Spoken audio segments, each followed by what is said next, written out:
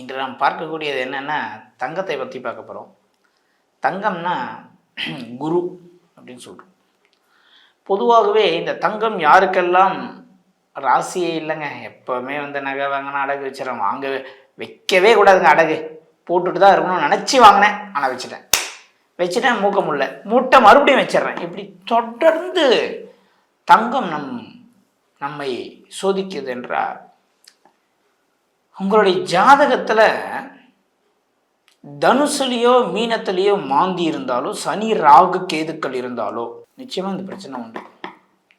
தனுசில் மாந்தி மீனத்தில் மாந்தி இருந்தாலோ, இல்லைன்னா தனுசுலேயோ மீனத்திலேயோ சனி அல்லது ராகு கேதுக்கள் இருந்தாலோ, இல்லை தேய்பிறை சந்திரன் இருந்தாலும் நிச்சயமாக இந்த பிரச்சனைகள்லாம் உண்டு. சார் இல்லை சார், எனக்கு தனுசு மீனம் கிளியராக இருக்குது, ஆனால் நகை சேர மாறுது, நகை பிரச்சனையாகுன்னு சொன்னால், உங்கள் சுய ஜாதகத்தில் நிச்சயமாக குரு என்ன நிலைமையில் இருக்காருன்னு பார்க்கணும். 5ஆம் அதிபதி என்ன நிலையில் இருக்காருன்னு பார்க்கணும்.